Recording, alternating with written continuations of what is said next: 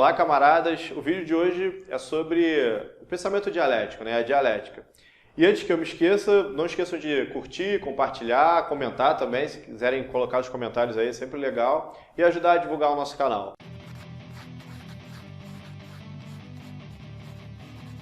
Para falar da dialética, a gente começa então fazendo um apanhado histórico aqui, né? A gente já trabalhou um vídeo sobre Heráclito aqui no canal, falando, né, da relação do Heráclito com fogo, enfim, e a questão da produção da cerveja.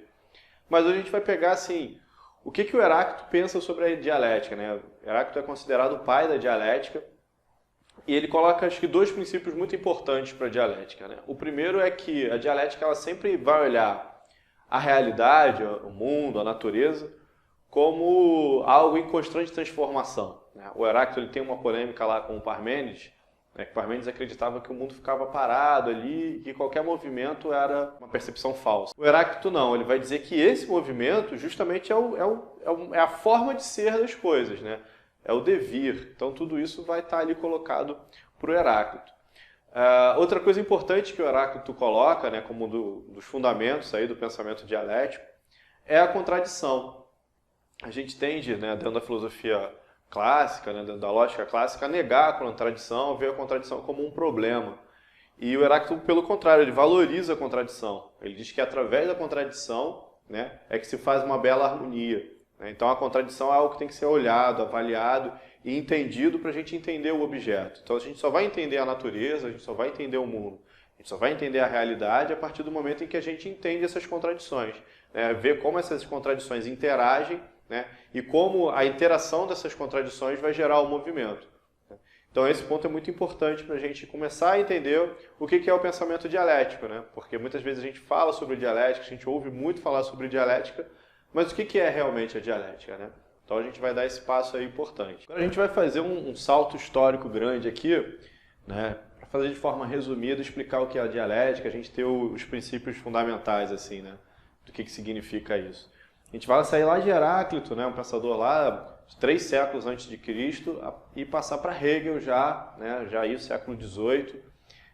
O Hegel ele pensa a dialética, né, como uma lógica também. Então, a partir desse desenvolvimento lógico da dialética hegeliana, que inclusive vai influenciar muito o pensamento do Marx, né, é que se desenvolve o conceito, né, o conceito de história, né, o entendimento de que, como a gente já tinha visto, que o Heráclito pensa que a realidade está em constante movimento, mas o Hegel coloca isso no nível do pensamento, no nível da lógica, e desenvolve isso, né, através daquela formulação clássica, né, que tem lá os seus problemas, mas que é interessante para a gente ver. Quando o Hegel pensa na tese, né, numa tese inicial, uma tese que aparece, né, e logo depois é oposta por uma antítese, né, então você tem a tese e a antítese, e a interação entre essas duas, né, entre a tese e a antítese, formam a síntese.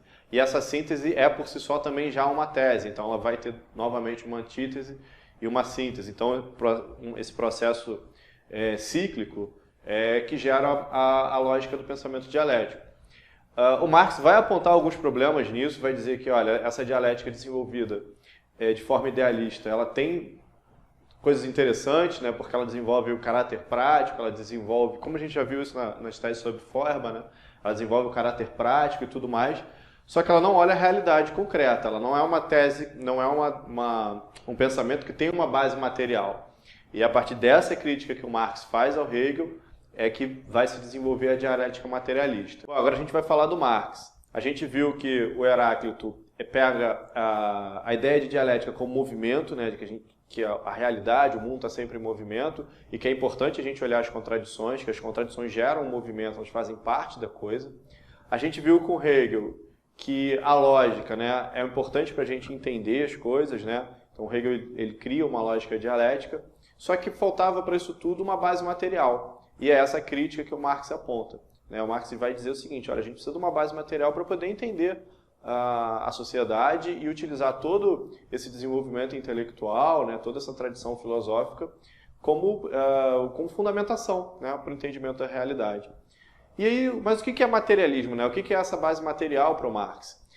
O Marx está olhando a sociedade e está percebendo que os seres humanos precisam produzir, eles precisam comer, precisam de roupa, precisam de vestuário, e tudo isso é feito pelo ser humano.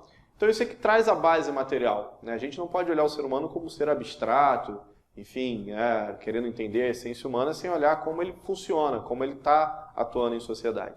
Então Marx escolhe a forma de produção, como a sociedade produz aquelas coisas que necessita, né, para entender essa sociedade, ou seja, como se dá a apropriação do trabalho, como é feito o trabalho, o desenvolvimento técnico, todas essas coisas. E ele também percebe uma coisa muito interessante, né? A gente estava falando de contradição, ele percebe que na sociedade capitalista, que é a sociedade que ele está analisando, né, existe uma contradição fundamental. Existe uma classe de pessoas que são donas dos meios de produção, que não produzem valor, mas se apropriam do valor produzido pela sociedade. E por outro lado, existe uma outra classe, que é a classe trabalhadora, né, que não é dona dos meios de produção, ou seja, que precisa vender a sua força de trabalho para a burguesia, que é a dona dos meios de produção, e não se apropria daquilo que produz, né, não se apropria do valor daquilo que produz. Então isso gera uma contradição, isso gera um choque na sociedade. E é a partir dessa contradição, desse choque que há nessa sociedade, entre essas duas classes antagônicas, é que existe o movimento da história.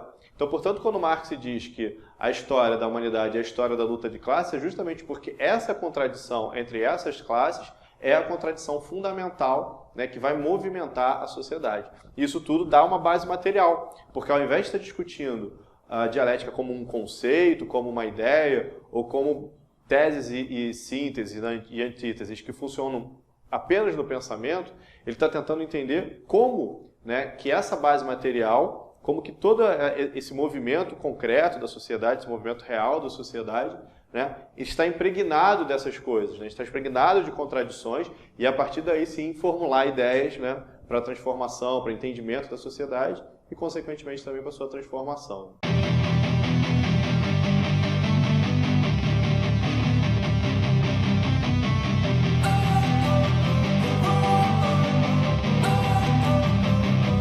Don't wanna sleep in, cause I got something to prove. I gotta take what I hate and finally make a move. I think of you.